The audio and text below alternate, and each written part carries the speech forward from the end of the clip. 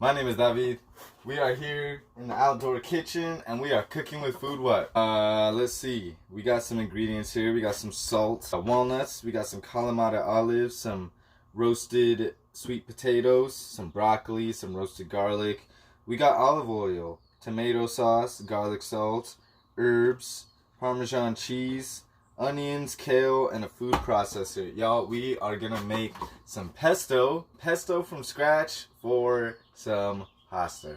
FoodWhat pasta. My favorite thing about this recipe is that it's easy. You just whip up some pesto, boil the pasta, and you got a meal for days right there. So let's get into that. This pesto recipe I got while I was working at Redwood Pizza in Felton. So shout out to Chris and the Redwood crew for bringing this recipe to me. It's been my favorite one so far, and I've made a lot of pesto. I think my favorite thing about this recipe is that they have us roast the garlic first. So this is what I did. I chopped it up into semi-small pieces and got it pretty roasted, almost to the point where it's black on the edges. Some of these got a little burnt, but that's great. That's great. Burnt garlic tastes amazing. And so we're going to use this in the pesto recipe. I highly recommend it over fresh garlic. Fresh garlic has a very sharp taste, and you will be able to notice it in your pesto. But when you roast it, it rounds out the flavor a little bit more and makes your pesto less sharp. That's the only word I have for it. It's really sharp. Like raw garlic tastes very sharp to me. Another important one is using fresh basil. Do not use dried basil. Basil is best when it is fresh. So if there's any plant to have in your yard ready to go, it might be some basil. And those are the main things. We are using walnuts in the pesto recipe. Now, I've used various things to add that crunch. Walnuts is a very typical one. Pine nuts are another one. One time I didn't have any of those things and I used peanuts. And peanuts aren't even nuts. They're legumes. They're like beans. So that was a funky one for the people I made it for. But it ended up being really good because peanuts kind of have this like salty taste to them and added a unique flavor to the pesto. And they're such a good source of protein that it made the meal even more filling. So let's get into the pesto, because this is like the main, this is what makes the pesto pasta. Okay, first let's start with our walnuts. We have 1.5 cups of walnuts. 1.5 cups of walnuts. Throw that in.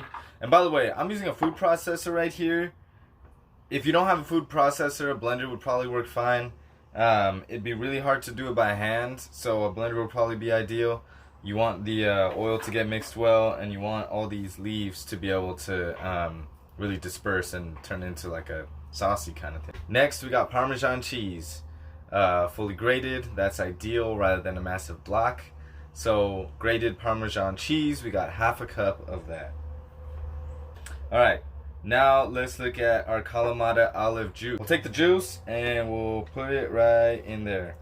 How much did we just do? We did 4 ounces. Right up to there. 4 ounces of Kalamata olive juice. So check it out. We got our little flavor pile right here. We got 2 tablespoons of roasted garlic and 2 tablespoons of herbs. Some of these herbs are dried, things that we didn't have around the garden, for instance, but a lot of these are fresh that we harvested. We got some fresh oregano, fresh thyme, a little bit of sage, and yeah, those are the ones. And then mixed with some dry stuff, we had the rosemary. Oh yeah, rosemary was fresh. And with this whole thing, we had 2 tablespoons of dried herbs, 2 tablespoons of garlic, and we're just gonna add all of this into all of this. Give this a little blend. Try to get everything into one consistency, and this is before the olive oil goes in. So I'm just gonna try to blend it and see how well it can get uniform. Then we'll add the olive oil little by little.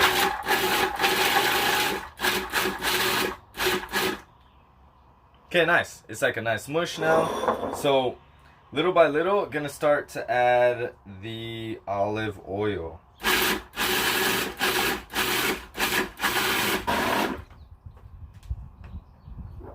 Beautiful.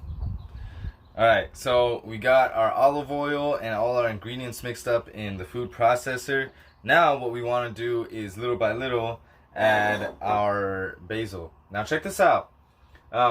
I didn't have quite enough basil just for what we needed. You need about 7 ounces in weight. What that looks like is about 8 cups of basil. Ideally, you have basil because that's like the best flavor to put in there. But what I have seen many times is people use basil alternatives.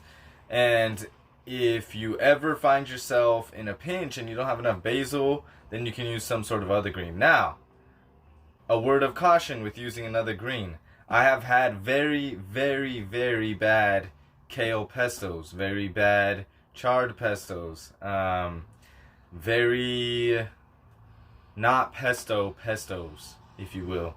And that's because there was no basil in there. Today, we ran out of basil, so that's okay because we're going to beef it up a little bit with some of this purple kale, which should give us a slightly purple pesto, which would be pretty fun.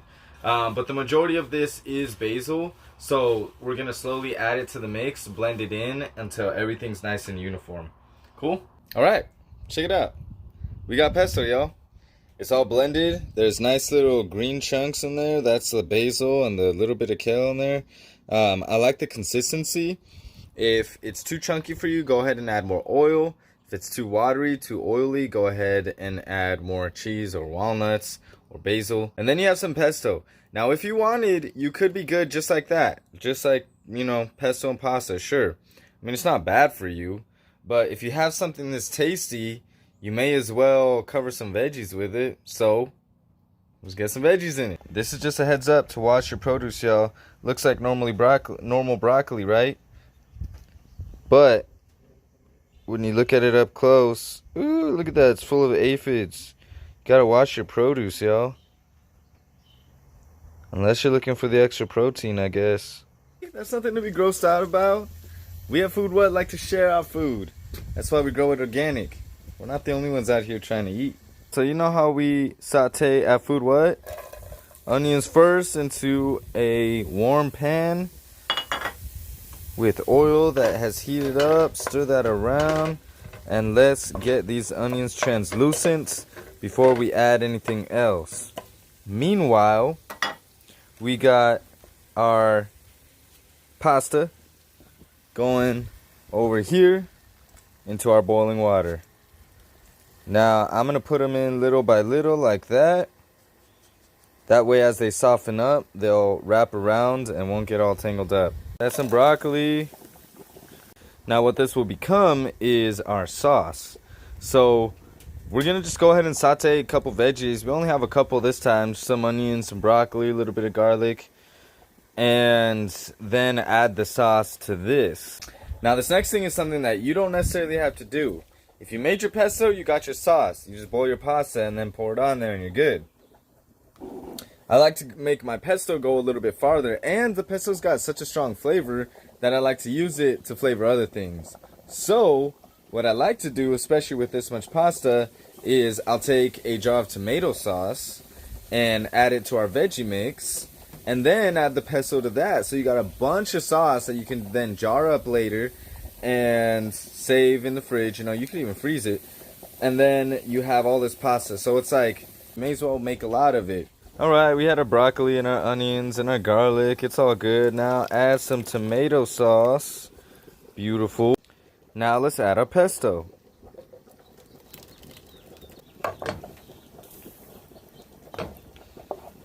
Haha. It's looking saucy, y'all. For your pasta, make sure you follow the directions on the box, because every pasta cooks a little bit differently. Some cook really fast. And if you overcook your pasta, it's going to get all mushy. Now, as your pasta boils, it's important to check up on it. It's a little bit al dente still. Al dente meaning a little bit undercooked. Now, another one my mom taught me was that if you can throw it against the wall and it sticks, then it's ready. So,